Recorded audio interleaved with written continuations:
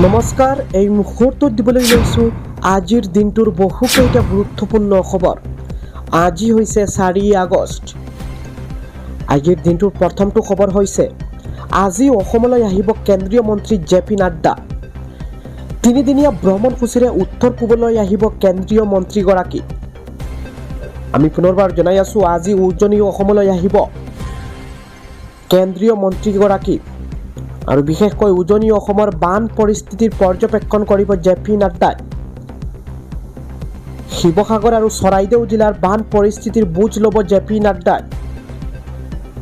বানত ক্ষতিগ্ৰস্ত অঞ্চলৰ লগতে আশ্ৰয় শিবিৰলৈ যাব জে.পি. নাড্ডা। বন্যাত্মৰ দুখ দুৰ্দশা বুজ ল'ব কেন্দ্ৰীয় মন্ত্ৰীগৰাকীয়ে। অসমৰ বান পৰিস্থিতিৰ বুজ লোৱাৰ পিছত নাগালেণ্ডৰ মন জিলালৈ যাব কেন্দ্ৰীয় মন্ত্ৰীগৰাকী। অহা 6 আগষ্টত অৰুণাচললৈ যাব কেন্দ্ৰীয় মন্ত্ৰীগৰাকী। দিবলৈ লৈছোঁ আজিৰ দিনটোৰ পৰৱৰ্তী খবৰটো। বিপদে লগ এৰা নাই উজনিৰ 3 জিলাত। বান কমিছে যদিও উজনিত বাঢ়িছে মৃত্যুৰ সংখ্যা। প্ৰতি ঘণ্টাতে নতুন নতুন সমস্যাই দেখা দিছে। বিগত 24 ঘণ্টাত পুনৰ 3 বানাক্ৰান্তৰ মৃত্যু হৈছে বুলি জানিব পৰা গৈছে। বানৰ পাছতে উজনিত বিভিন্ন ৰোগৰ প্ৰাদুৰ্ভাৱ। আমি এই মুহূৰ্তত জনাই আছোঁ, উজনি অসমত জ্বৰ, ডায়েৰিয়া সদৃশ ৰোগ হৈ মৃত্যুত 3 জন। নাম হৈছে মণ্টু গগৈ, ভাগ্য গগৈ, নিতুমণি গগৈ। 3 জনৰ মৃত্যু হৈছে। এতিয়াও বিপদে লগ এৰা নাই উজনি অসমত। আগবাঢ়িছোঁ আজিৰ দিনটোৰ পৰৱৰ্তী খবৰটোলৈ। ৰন্ধন গেছৰ হিতাধিকাৰীসকলৰ বাবে আহিছে ডাঙৰ খবৰ। শীঘ্ৰেই আপডেট কৰক LPG সংযোগৰ eKYC। অন্যথা নাপাব আপুনি ৰন্ধন গেছৰ চিলিণ্ডাৰ। eKYC কৰাৰ বাবে 16 আগষ্ট হৈছে অন্তিম তাৰিখ। প্ৰতিজন গ্ৰাহকে বাধ্যতামূলকভাৱে কৰিব লাগিব ৰন্ধন গেছৰ eKYC। আপুনি ঘৰতে বহি অনলাইনত কৰিব পাৰিব eKYC। যদি ঘৰতে বহি কেনেকৈ কৰে সেয়া যদি আপুনি জানিব বিচাৰে, তেতিয়াহ'লে আপুনি জনাওক কোনখন অঞ্চলৰ পৰা ভিডিঅ'টো চাই আছে। আজিৰ দিনটোৰ পৰৱৰ্তী খবৰটো হৈছে এইবাৰ অন্য ৰূপত দেখিবলৈ পোৱা গৈছে AIUDFৰ প্ৰধান বদৰুদ্দিন আজমলক। বানাক্ৰান্তৰ বাবে সাহায্য বিচাৰি এইবাৰ ৰাজপথত নামিল বদৰুদ্দিন আজমল। হাতত বাকচ লৈ আহতজনৰ বাবে বিচাৰিছে সাহায্য। শ্ৰীভূমিৰ ৰাজপথত জনতাৰ বাবে সহায় বিচাৰিছে আজমলে। ভিন্নজনে আজমলৰ আহ্বানত জনালে সঁহাৰি। বন্যাত্মৰ বাবে আজমলে কৰিলে সমূহীয়া দোৱা। ইতিমধ্যে কোটি কোটি টকাৰে বন্যাত্মক সহায় কৰিছে বদৰুদ্দিন আজমলে।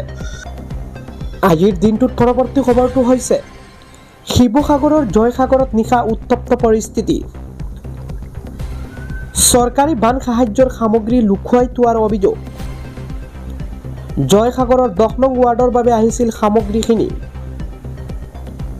10 নং ৱাৰ্ডৰ ৱাৰ্ড মেম্বাৰৰ বিৰুদ্ধে বান সাহায্যৰ সামগ্ৰী লুকুৱাই ৰখাৰ অভিযোগ। আৰক্ষীৰ উপস্থিত হৈ আটক কৰিছে ৱাৰ্ড মেম্বাৰক। আগবাঢ়িছোঁ আজিৰ দিনটোৰ পৰৱৰ্তী খবৰটোলৈ। দক্ষিণ কামৰূপৰ ঘৰৈমাৰীত 4টা জুৱাৰীক গ্ৰেপ্তাৰ। বিহাপাৰাৰ পৰা গ্ৰেপ্তাৰ কৰিছে জুৱাৰীকেইটাক। নাম হৈছে ৰফিকুল হক, হাবিৰ কুদ্দুছ আলী, জাহিদুল ইছলাম আৰু আব্দুল মালিক। জুৱাৰীকেইটাৰ পৰা 7খন বাইকসহ জব্দ জুৱাত ব্যৱহৃত বহু সামগ্ৰী।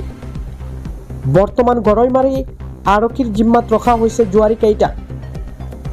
দিবলৈ লৈছোঁ আজিৰ দিনটোৰ পৰৱৰ্তী খবৰটো। এই মুহূৰ্তত জনাই আছোঁ এটা ব্ৰেকিং নিউজ। পুনৰ ভয়াৱহ বানৰ আশংকা। অসমৰ লগতে নাগালেণ্ড, অৰুণাচল প্ৰদেশ, মণিপুৰ, মেঘালয়ত প্ৰবল বৃষ্টিপাতৰ সতৰ্কবাণী। আজিৰ পৰা 5 আগষ্টলৈকে উত্তৰ পূৰ্বাঞ্চলত হ'ব পাৰে অত্যাধিক বৰষুণ। প্ৰবল বৃষ্টিপাতৰ বাবে পুনৰ ভয়াৱহ বান ভূমিস্খলনৰ আশংকা কৰা হৈছে। আজিৰ দিনটোৰ পৰৱৰ্তী খবৰটো হৈছে পুনৰ অসমীয়া গামোচাক চূড়ান্ত অসন্মান বদৰুদ্দিন আজমলৰ। ডিংগিৰ পৰাই দলিয়াই পেলালে আজমলে।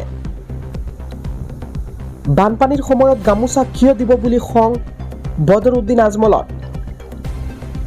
বানপীড়িতক সহায়ৰ সময়ত গামোচা পিন্ধাৰ সময় নহয় বুলি ধমক।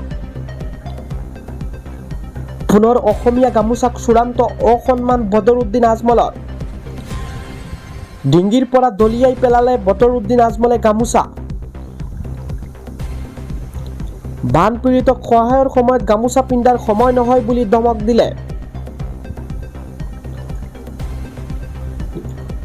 আজিৰ দিনটোৰ আন এটা খবৰ হৈছে এটা ব্ৰেকিং নিউজ। আজি প্ৰধানমন্ত্ৰী মোদীৰ বাসগৃহলৈ উলিওৱা হ'ব সমদল। E20 পেট্ৰলৰ বিৰোধিতাৰে বাহিৰ কৰা হ'ব এই সমদল। সমদলৰ নেতৃত্বত দিব অৰবিন্দ কেজৰিৱালে। 2 লাখৰো অধিক লোকে স্বাক্ষৰ কৰা অনলাইন আবেদন জমা দিয়া হ'ব। এই আবেদন দিবলৈ 100 জন লোকক লৈ বাহিৰ কৰা হ'ব সমদল। প্ৰধানমন্ত্ৰীৰ বাসগৃহলৈ যাত্ৰা কৰিব আজি। আমি পুনৰবাৰ জনাই আছোঁ, দেশৰ প্ৰধানমন্ত্ৰী নৰেন্দ্ৰ মোদীৰ যি দিল্লীস্থিত বাসগৃহ আছে, সেই বাসগৃহলৈ আজি উলিওৱা হ'ব সেই সমদল। আৰু সেই সমদলত বিশেষকৈ E20 পেট্ৰলৰ বিৰোধিতাৰে বাহিৰ কৰা হ'ব এই সমদল। আৰু সেই সমদলৰ নেতৃত্ব দিব অৰবিন্দ কেজৰিৱালে। আৰু ইতিমধ্যে প্ৰধানমন্ত্ৰীৰ বাসগৃহত কটকটীয়া নিৰাপত্তা বেষ্টনী গঢ়ি তোলা হৈছে। কেজৰিৱালৰ হুংকাৰ আৰক্ষী লাঠি চাৰ্জ কৰিলেও কৰিব, গ্ৰেপ্তাৰ কৰি জেললৈ পঠিয়ালেও পঠিয়াব, কিন্তু আৰক্ষীলৈ আমি ভয় নকৰোঁ। আমি আমাৰ প্ৰমাণ দিম E20 পেট্ৰল নিৰাপদ নহয়। সংবাদ মেল পাতি হুংকাৰ দিছে